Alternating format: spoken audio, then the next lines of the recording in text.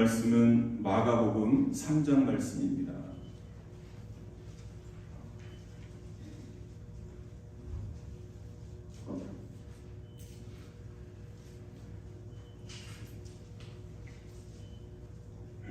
마가복음 3장 31절에서 35절까지 말씀입니다.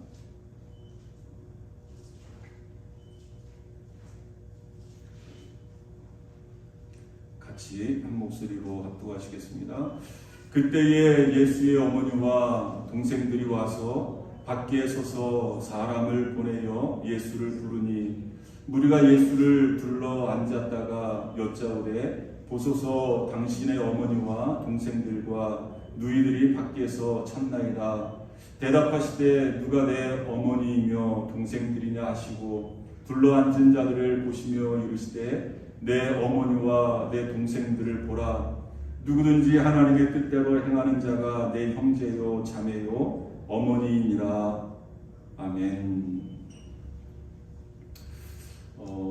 이 5월달을 우리가 가정의 달이라고 이야기를 합니다. 1년 12달 늘 부모님께 감사해야 되고 또 가족 안에서 또 형제들끼리 우애를 다지면서 살아가야 되는 것은 두말할 나위 없이 너무나 중요한 또 가장 기본적인 또 우리의 삶의 모습이어야 되리라라고 생각이 되어집니다. 그럼에도 불구하고 그런 것들이 잘 지켜지지 않기 때문에 또 이렇게 바쁜 생활을 우리가 살다 보면 또 그런 것들을 소홀히 할 때가 우리가 많기 때문에 그래도 1년에 한 번이라도 다시 한번 부모님의 은혜를 기억하는 그리고 또 형제들의 우애를 다질 수 있는 그런 시간을 갖자 해서 아마 5월 한 달을 가정의 달로 하고 또 5월 달에는 이제 어린이 주일도 있고 또 어머니 주일도 있고 또 한국 달력으로 보니까 오늘이 또 스승의 주일이에요. 또 스승의 은혜에도 이렇게 감사하는 그런 시간을 갖자라고 해서 아마 그런 날짜를 이렇게 정하지 않았나라고 생각이 되어집니다. 그래서 오늘 말씀을 어떤 말씀을 선포할까? 이제 저희 교회는 이 성경을 한 권 한 권 이렇게 차근차근 이렇게 살펴보면서 말씀을 선포를 하는데 좀 이런 절기 때는 이제 그 절기에 맞게 이렇게 설교를 하다 보니까 좀 이제 이 절기에 맞는 성경 구절을 본문으로 삼아서 이렇게 말씀을 선포하는데요. 어떤 말씀을 선포할까를 생각하다가 그렇구나. 물론 하나님께서 짝지어 주신 부부가 만나서 한 가정을 이루는 그 가정도 중요하지만 이 하나님의 영적인 가족, 이 하나님의 영적인 가정도 정말로 중요하겠구나. 이 사실 우리가 기도할 때마다 하나님을 아버지라고 하고 또 우리를 이렇게 성도들이 또 이렇게 그 성도들을 부를 때 형제님, 자매님 이렇게 부르잖아요. 사실 우리가 이 영적인 가족인데 예수 그리스도 안에서 우리가 한 가족인데 또 형제 자매인데 우리가 이민 생활하면서 아니면 이렇게 삶에 이렇게 쫓기다가 그런 것들을 좀 이렇게 잊어버리고 살 때가 많지 않나라고 생각이 되어집니다. 여러분 이민 생활하면서 이게 얼마나 외로울 때가 많이 있습니까? 한국에 요즘은 이제 한국으로 전화도 자주 할 수 있고 또 쉽게 돈 들이지 않고 이렇게 할 수 있는 그런 시대에 우리가 살고 있고 또 원하기만 하면 또 이렇게 영상으로도 또 화상으로도 이렇게 통화할 수 있는 그런 시대에 살고 있습니다만은 그래도 이렇게 채워지지 않는 그런 부분이 있는 것 같아요. 이렇게 직접 얼굴을 맞대고 또 이렇게 살을 이렇게 맞대고 그러면서 이제 친척들과 또 가족들과 이렇게 서로 위로하고 격려하고 그러지 못하는 것이 또 이렇게 이민 생활하면서 가장 힘든 부분이 아닌가라고 생각이 되어집니다. 그런데 사실은 물론 그런 어떤 혈육도 중요하지만 오늘 본문의 말씀을 보니까 이 그리스도 안에서 이 하나님께서 이렇게 만들어 주신 이 영적인 가족이 있다는 것이 우리에게 얼마나 큰 특권이고 우리에게 얼마나 큰 힘이 되어지는가. 사실 우리가 그것을 좀 이렇게 잊어버리고 살 때가 너무나 많거든요. 그리고 그것을 좀 너무나 하찮게 생각할 때가 많이 있습니다. 그런데 여러분, 이것은 하찮은 것도 아니고요. 이 우리가 마음껏 누릴 수 있는 이 하나님께서 만들어 주신 어떤 제도 안에서, 이 공동체 안에서 우리가 누릴 수 있는 특권이기도 하고, 또 그 안에서 우리가 또 마음껏 위로받을 수 있고, 또 서로 사랑할 수 있고, 그런 것이 가족 아니겠습니까? 그래서 오늘 이 말씀을 통해서 다시 한번 이 영적인 가족인 우리가 다시 한번, 여러분, 가족은 조금 실수해도 조금 모자라고 그거 이해하잖아요.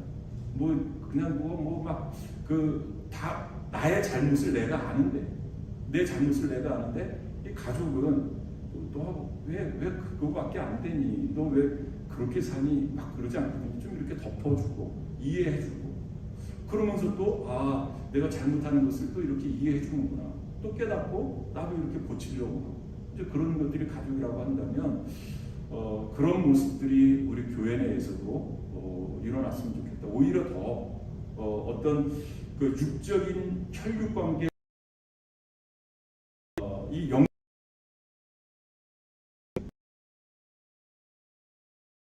영적인 가족, 또 그리스도의 사랑으로, 또 하나님의 사랑으로 우리가 서로를 사랑하는 좋은 모습이, 또 아름다운 모습이 이 가운데서 일어나지 않을까라고 생각이. 이 한국의 이 기독교가 전파되어진지 보니까 저도 한 100년 정도, 이렇게 100년 넘었다라고 한 것은 전에 이제 이렇게 100년 넘었다라고 생각을 했는데, 가만히 따져보니까 거의 이 140년 가까이가 된 거예요. 1884년도에 언더우드 아펜젤러에 의해서 이 한국 땅에 복음이 선포되기 시작했습니다. 됐습니다. 이 기독교가 한국 사회에 들어오면서 처음에 많은 갈등이 있었습니다. 이 기존에 있었던 문화와 어떤 이 전통과 이 충돌을 빚으면서 많은 갈등이 있었습니다. 그 중에 하나가 이 유교의 바탕을 둔 이 윤리의식, 이 전통 윤리와 이 기독교 윤리와 충돌을 빚게 됐습니다. 그러면서 이 전통 윤리를 주장하는 사람들이 과연 기독교에도 이 효가 있느냐, 이 기독교에도 효도관이 있느냐라는 것에 의문을 제기하기 시작했습니다. 기독교인들은 제사 지내지 않잖아요. 그러니까 야, 너희들은 조상도 없냐? 저희가 어렸을 때 그런 이야기 굉장히 많이 들었거든요. 신앙생활하면서 조상들에게 제사도 지내지 않고, 그러니까 너희들은 조상도 없냐? 너희들은 근본도 없냐? 라는 그런 이야기를 많이 했습니다. 뿐만 아니라 이제 오늘 본문의 말씀에 이제 나오는 그 내용을 가지고도 과연 예수라는 분이 이런 이 부모님에 대한 효도관이 있느냐에 대한 의문을 제기를 했습니다. 오늘 본문의 말씀을 보면 이 아들을 걱정하는 어머니 마리아, 그리고 이 형님을 걱정하는 동생들, 예수님의 동생들입니다. 자매 그 여동생도 있고요. 그들이 예수님에게 면회를 요청을 합니다. 예수님을 잠깐 만나기를 요청을 하는 거예요. 그 이야기를 예수님에게 전했더니 예수님이 이런 이야기를 하십니다. 오늘 본문 33절 35절 말씀 보면, 누가 내 어머니이며 동생들이냐? 하나님의 뜻대로 하는 자가 내 형제요 내 자매요 어머니니라. 어떻게 보면 좀 냉정하리만치 이 자기 그 가족들에게, 이 어머니, 여러분, 이 마리아는 일찍 남편을 하늘나라로 보내고 홀로 그 예수님과 그 동생들을 키우지 않았습니까? 그런 어머니에게 뿐만 아니라 자기 그 동생들에게 어떻게 보면 좀 냉정하리만치 누가 내 어머니고 누가 내 형제냐 자매냐 라고 말씀을 하신 거예요. 이런 것을 보고 과연 예수님에게 이런 효도관이 있는가에 대한 의문을 제기를 한 겁니다. 그런데 여러분, 이런 결론을 내리려면 이 단편적으로 이 한 구절만 가지고 우리가 판단을 내릴 수는 없고요. 예수님이 복음서를 통해서 어떻게 효도에 대해서, 어떻게 효에 대해서 말씀을 하셨는가를 우리가 좀 전체적으로 살펴볼 필요가 있습니다. 정말로 예수님께서 오늘 말씀하셨던 것처럼 누가 내 어머니며 누가 내 동생들이냐, 하나님의 뜻대로 행하는 자라야 내 형제요 자매요 어머니니라. 과연 예수님이 복음서의 다른 곳에서도 이렇게 어머니에 대해서 아니면 동생들에 대해서 대하셨는지를 우리가 한번 살펴보고 그것을 판단을 내려야 되리라라고 생각이 되어집니다. 그러면 예수님께서는 이 복음서에서 효도에 대해서 어떻게 말씀을 하셨는가? 여러분 마가복음 7장의 말씀을 보면 예수님과 바리새인들 간에 이 논쟁이 하나 벌어졌습니다. 그 논쟁이라는 것은 이 고르반에 대한 논쟁이었습니다. 고르반. 뭐 조금 생소하기는 하지만 여러분들 뭐 다 이렇게 신앙생활하면서 다 들어보셨으리라라고 생각이 되어집니다. 이 고르반이라는 이 말의 뜻은 하나님께 드렸다라는 그러한 의미인데요. 그 예수님 당시에 성전에 한 제도가 새롭게 만들어졌습니다. 그러니까 이것은 성경에 나와 있는 말씀도 아니고 하나님께서 주신 어떤 제도나 율법도 아닌 그냥 인간들이 어떤 편의에 의해서 한 제도를 만든 겁니다. 그것이 바로 이제 고르반이라는 그러한 제도인데요. 어떤 한 사람이 있습니다. 그런데 이 사람이 아주 가난해요. 그런데 하나님을 너무나 사랑하는 거예요. 그래서 이 사람이 물론 부모도 사랑하지만 하나님을 더 사랑하는 겁니다. 그래서 하나님께 헌금을 드리고 났더니 이 부모님에게 드릴 돈이 없는 거예요. 이 부모님을 봉양할 돈이 없는 겁니다. 이 주변 사람들이 아니 저 사람은 부모도 제대로 봉양하지 못하는가 그런 이야기를 하지 않겠습니까? 그때 이 예수님 당시의 성전 제도에 의하면 이런 사람들을 이해해 줘야 된다라는 것이 바로 이 고르반 제도입니다. 하나님께 헌금을 드렸기 때문에 하나님께 다 드렸기 때문에 이 부모님을 공양하지 못하는 것을 좀 이해해 줘야 된다라는 것이 이 고르반의 제도였습니다.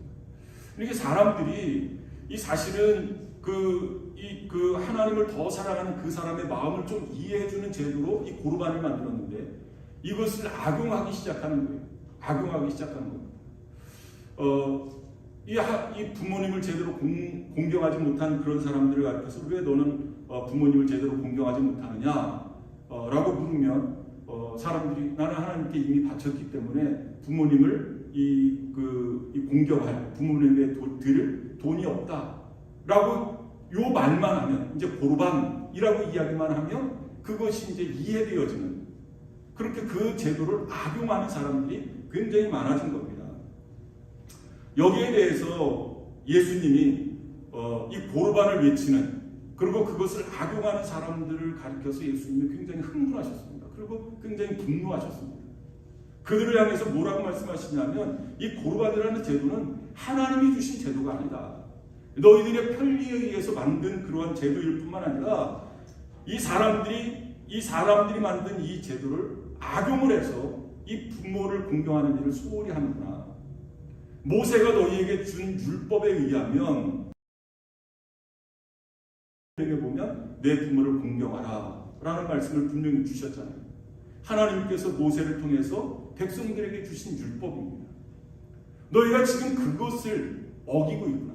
너희들이 만든 그 제도로 하나님의 율법을 범하고 있다고 예수님께서 강력하게 비난하시고 책망하시는 그러한 모습이 나옵니다. 여러분 예수님도 성경 곳곳에 보면 예수님도 어려서부터 그 부모님을 잘 공경했고요.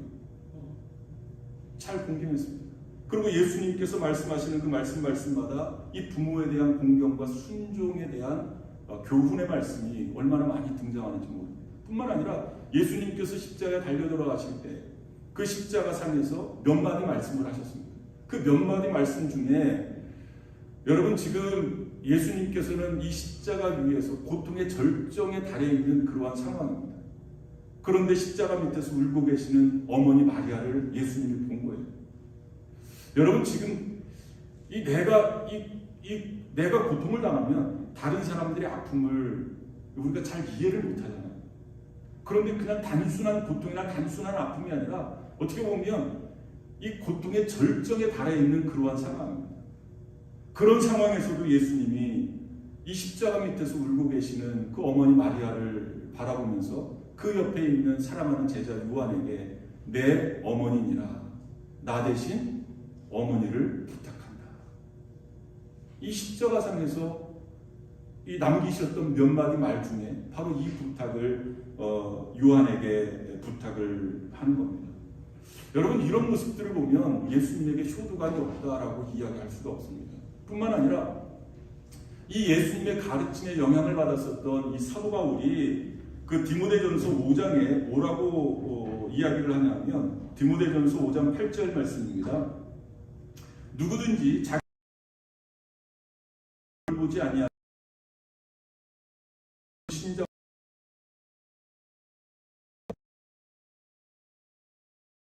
정말로 기를 바랍니다. 정말로 여러분들이 복받기를 원하신다면, 정말로 주 안에서 잘 되기를 원하신다면, 여러분 자기 가족을 돌보지 않고, 자기 가족, 그것은 어머니가 됐던 형제들이 됐던 자기 가족을 돌보지 않고 교회 나가서 아무리 사랑을 외친들, 여러분 사람들은 속을 수 있습니다. 저는 속을 수 있습니다. 그런데 하나님은 속지 않으시잖아요. 그런 자들은 믿음을 배반한 자요 불신자보다 더 악하다라고 말씀하고 있어요. 이것이 예수님의 가르침에 영향을 받은 사도 바울의 고백입니다.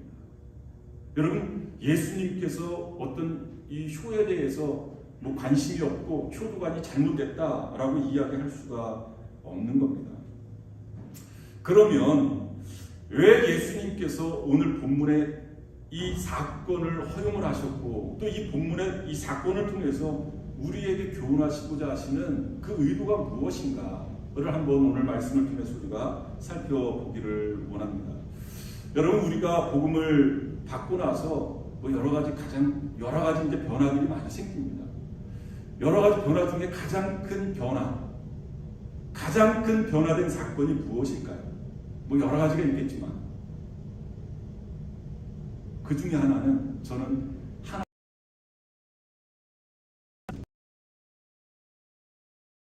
어색하지가 않아요. 여러분, 내가 그 다른 이렇게 좀 나보다 영대 이렇게 연세 드신 분을 어른 공경한다고 아버님 한 번, 두 번은 이렇게 좀 부를 수 있지만 좀 어색하잖아요. 내 아버지가 아닌데 아버지 이렇게 부르기 좀 어색하잖아요. 그런데 예수님을 구세주로 영접하고 이 그리스도인이 되면 나도 모르는 사이에 하나님을 아버지라고 부르는 것이 전혀 어색하지 않아요. 그냥 너무나 자연스럽게 하나님을 아버지, 하나님 아버지 이렇게 부르는 겁니다. 그것은 나이가 들었던 나이가 들지 않았던.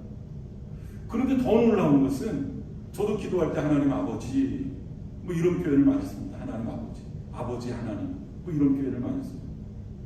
그런데 저뿐만 아니라 여러분들도 기도하시면서 하나님 아버지 그렇게 기도하시잖아요.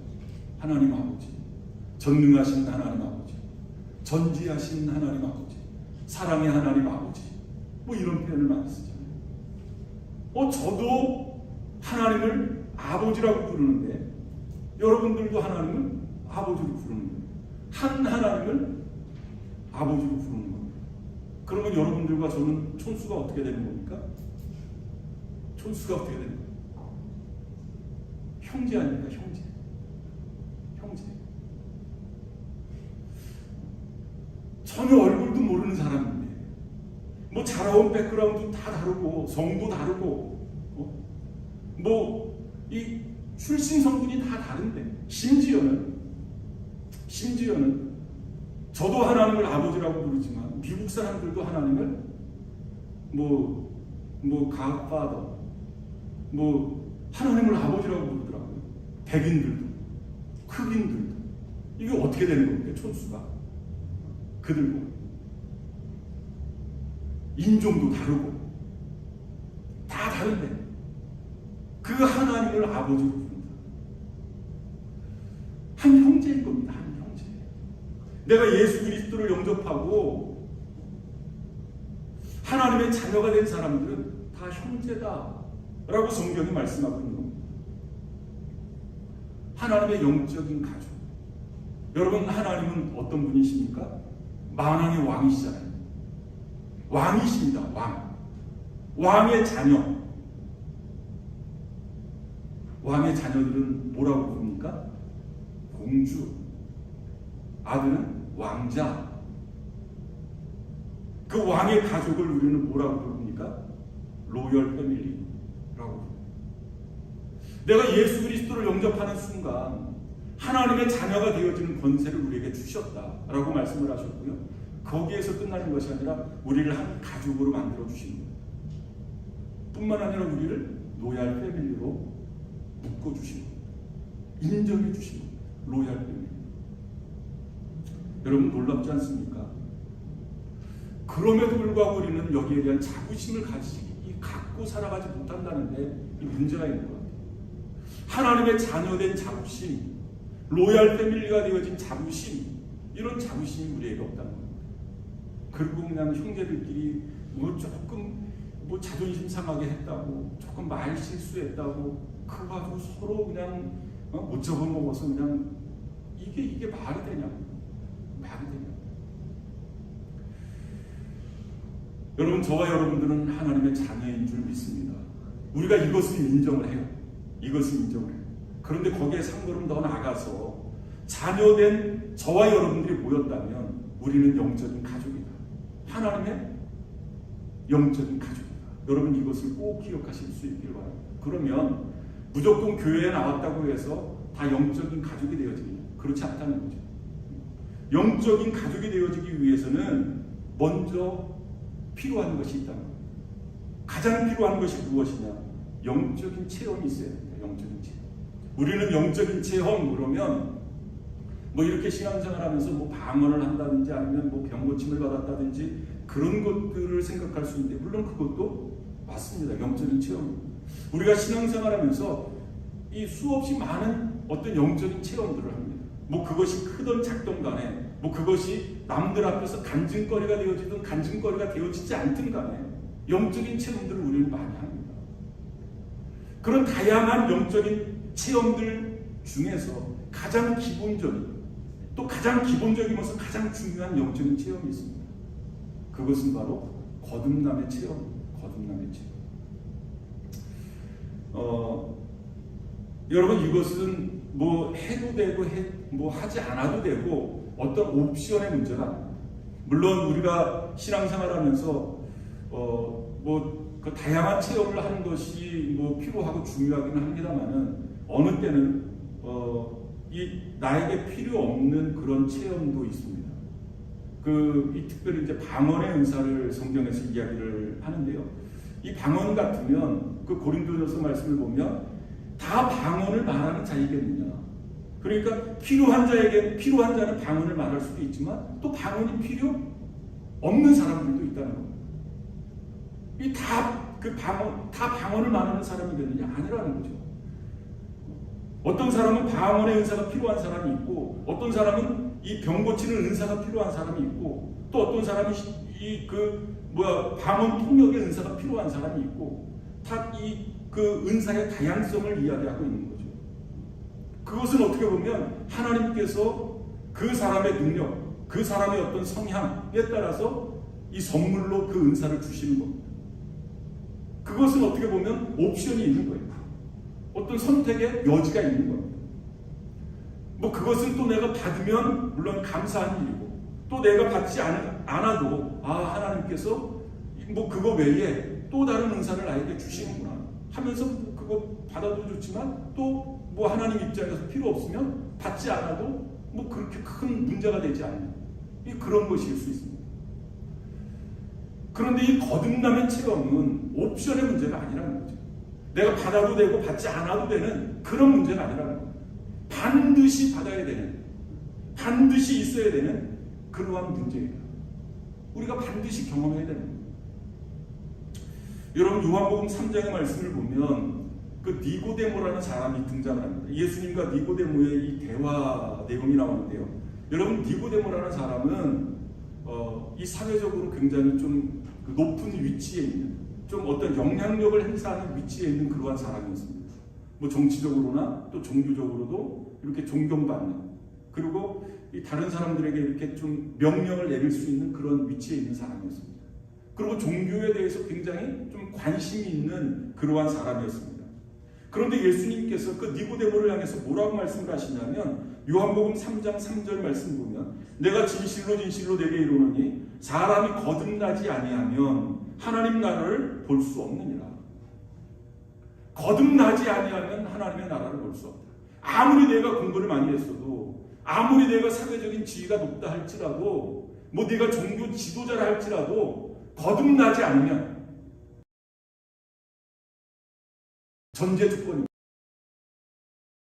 하나님의 나라를 볼 수 없다. 뭐 거듭나도 좋고 거듭나지 않으면 어쩔 수 없고, 이런 문제가 아니라는 거죠. 반드시 거듭나야 라고 말씀을 하시는 겁니다. 왜 예수님이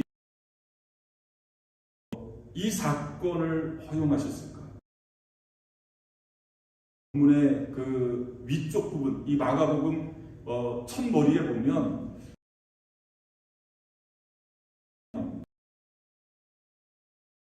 가족이 되어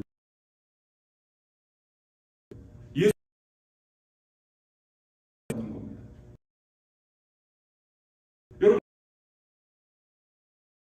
여러분들을 부르시는 거예요.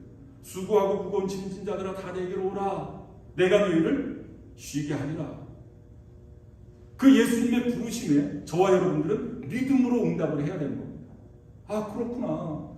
예수님에게 나가면 안식이 있구나. 예수님에게 나가면 그분이 나를 받아주실 뿐만 아니라 내 죄를 용서해 주시고 나를 하나님의 자녀로 삼아주시는구나.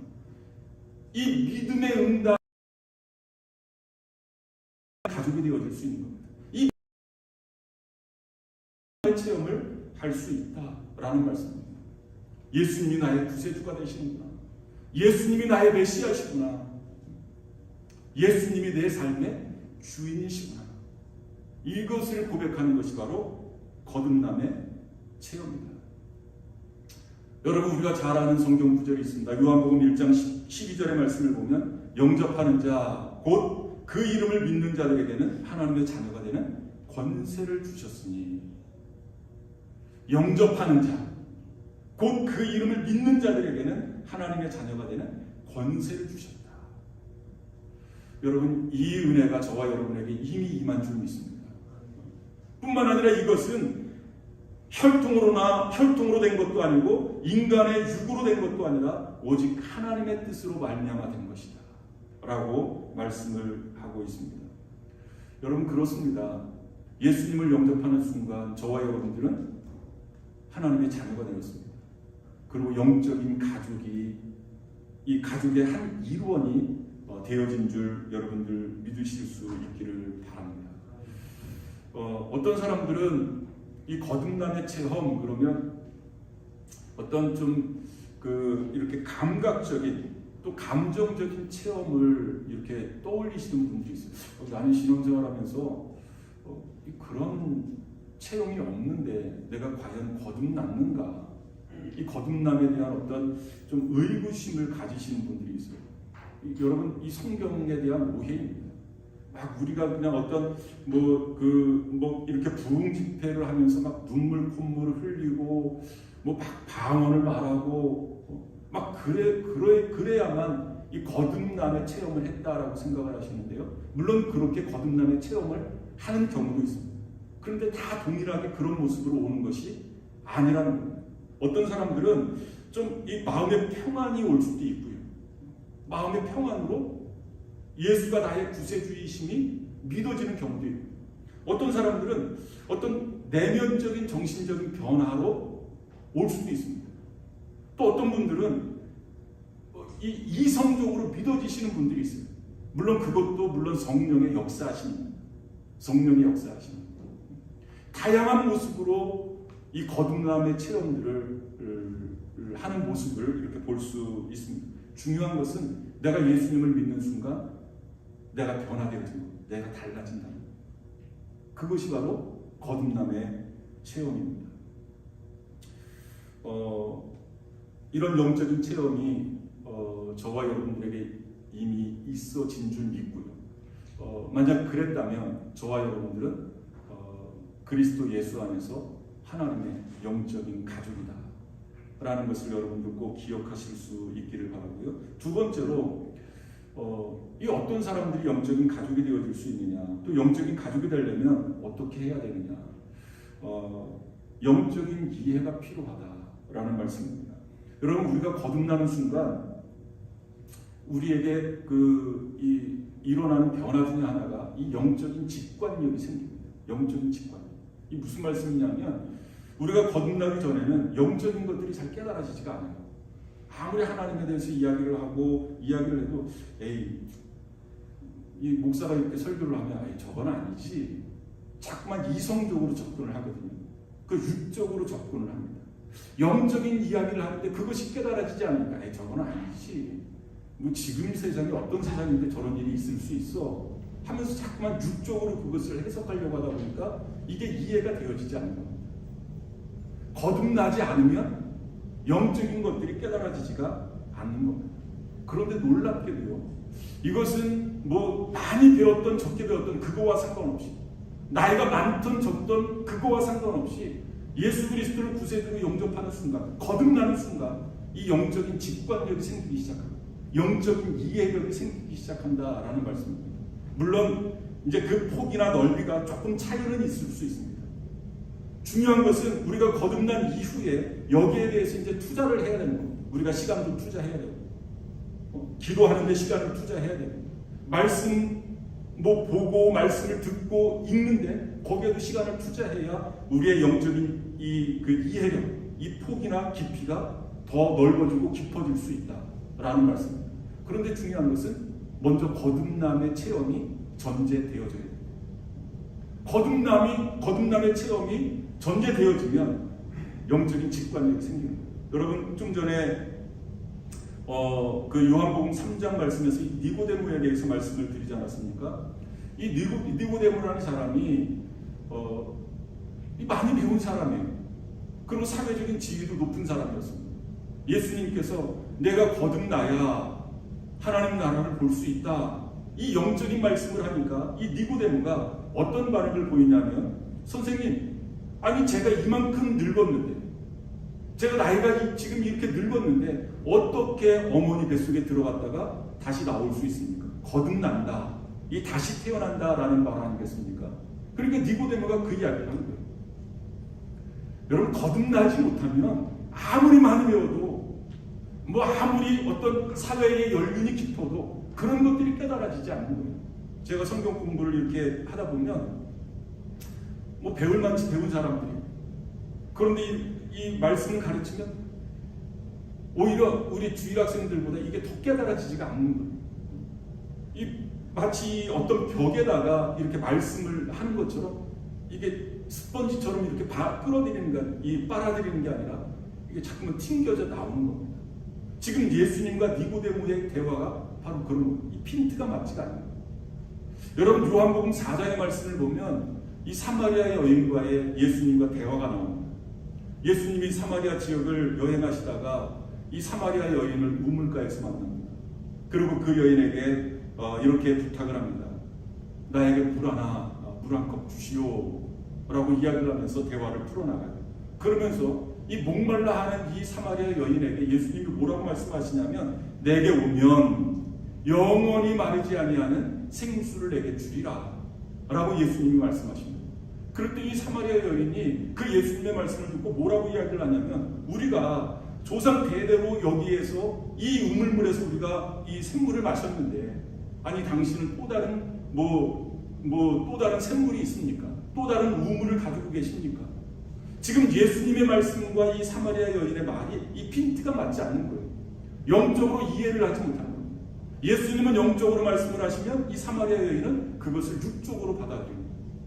그런데 놀라운 것은요, 그 예수가 자기 앞에서 지금 말씀을 선포하고 있는 그 예수가 메시아임을 깨닫고서는 이 핀트가 맞는 겁니다.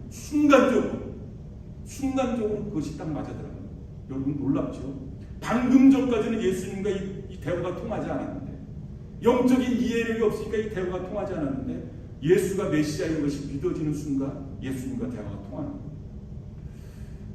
여러분, 요한복음 6장 말씀에도 이런 내용이 나오는데요. 이 요한복음 6장에는 오병이어의 기적이 나옵니다.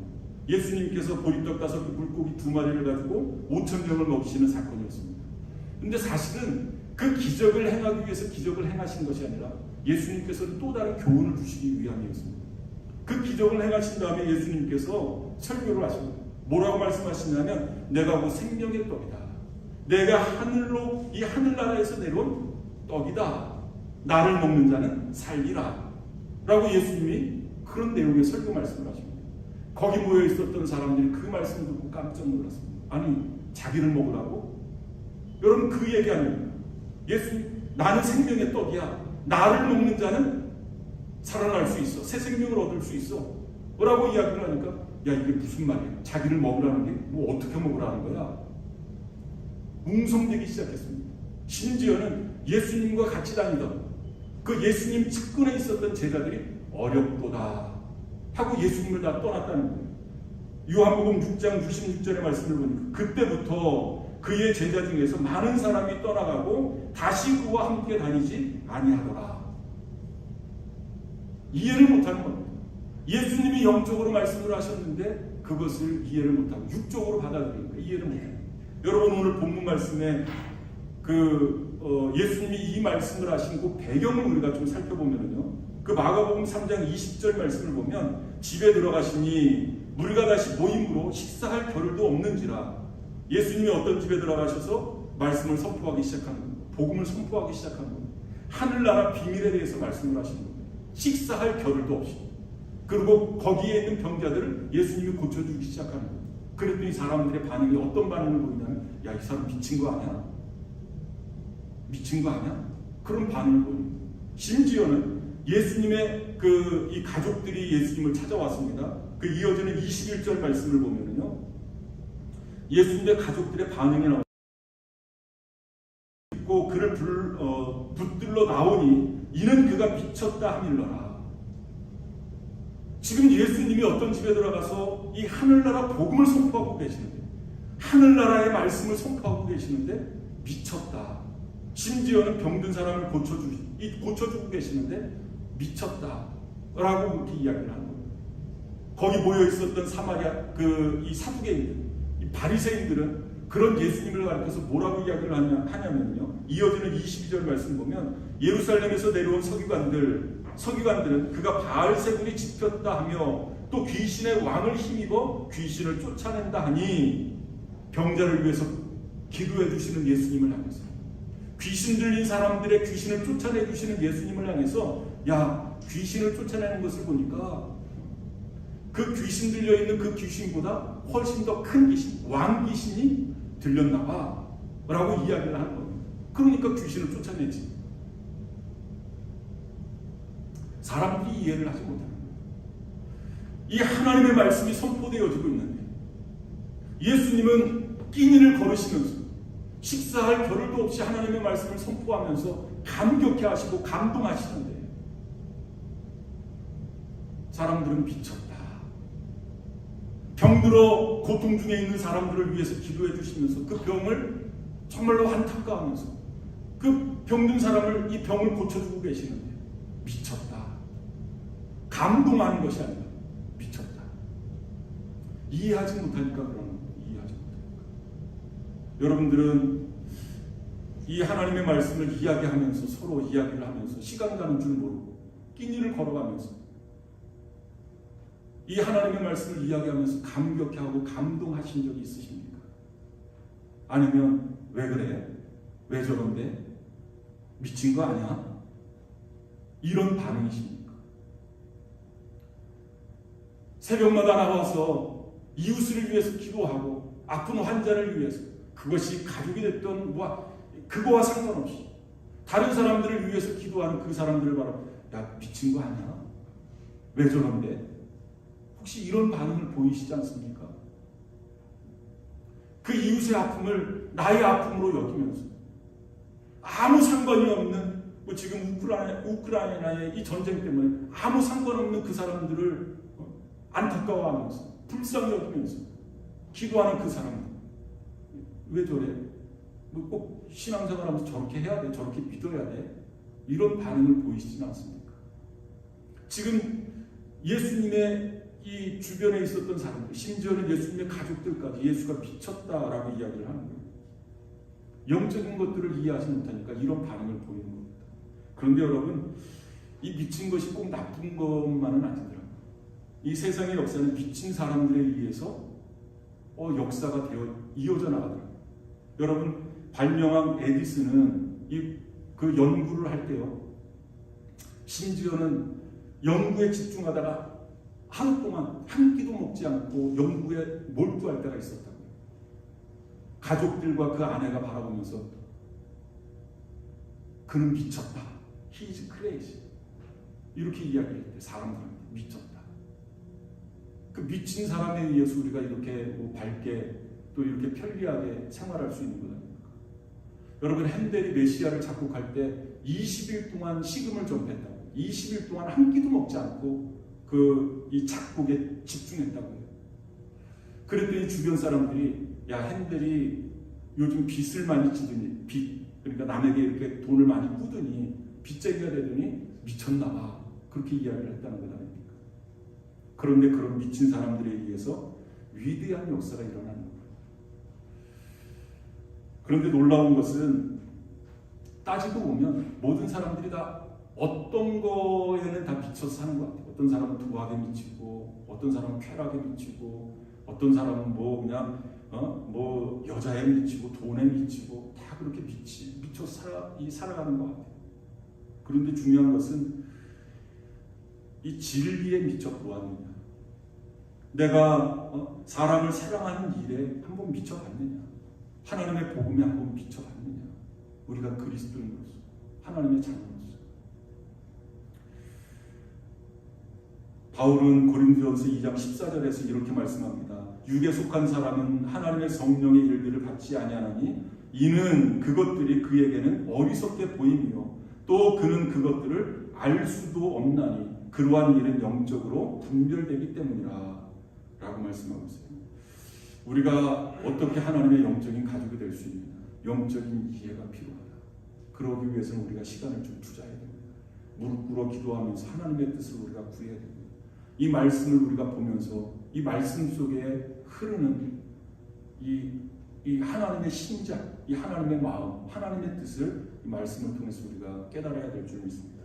마지막으로 우리가 하나님의 영적인 가족이 될 수 있기 위해서는 영적인 목표가 분명해야 됩니다. 여러분, 오늘 본문 마지막 절 말씀입니다. 35절 말씀 보면요, 누구든지 하나님의 뜻대로 행하는 자가 내 형제요 자매요 어머니니라. 하나님의 뜻대로 행하는 자. 여러분, 예수님께서 예수님의 12제자를 부르신 후에 이 말씀을 하신 이유가 바로 여기 있습니다.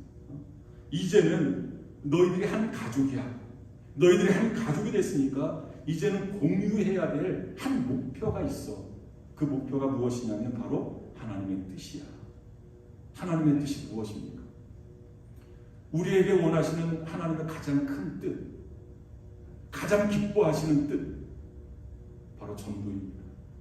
세계 복음화입니다. 우리에게는 이 공동 목표가 있어야 되는 거죠. 왜 하나님께서 이 교회를 세워주셨을까? 왜 하나님께서 이 교회를 세워주시고 우리를 한 공동체로 묶어주셨을까? 여러분, 이유가 있지 않겠습니까? 그냥 우리끼리 먹고 마시고 서로 막 그렇게 하라고요? 물론 그것도 이유가 될 수 있겠습니다만 하나님의 뜻이 여기 있는 겁니다. 이 교회를 통해서 복음이 선포되어지기를 원하시는 겁니다. 이 교회를 통해서 죽어가는 영혼들이 구원받기를 원하시는 하나님의 뜻이 이 교회에 있는 겁니다. 이 교회의 존재의 이유가 바로 여기 있습니다. 정말로 바라기는 저와 여러분들이 하나님의 영적인 가족이라면, 여러분 심지어는 한 가족에도 공동 목표가 있잖아요. 야, 우리 가족은 올해는 이렇게 살자, 이런 공동 목표가 있잖아요. 우리 교회, 이 교회가 존재하는 이유가 바로 이 하나님의 뜻을 이루기 위함입니다. 그 하나님의 뜻은 바로 전도입니다. 복음 선포입니다. 죽어가는 영혼들을 구원하기 위한 이유입니다. 이런 공동 목표를 가지고 라고 성경이 이렇게 저와 여러분들은 하나님의 한 가족입니다. 이 가족된 저와 여러분들이 이런 공동 목표를 가지고 이 세상을 밝힐 수 있는, 또 복음을 다 되실 수 있기를 바랍니다. 기도하시겠습니다.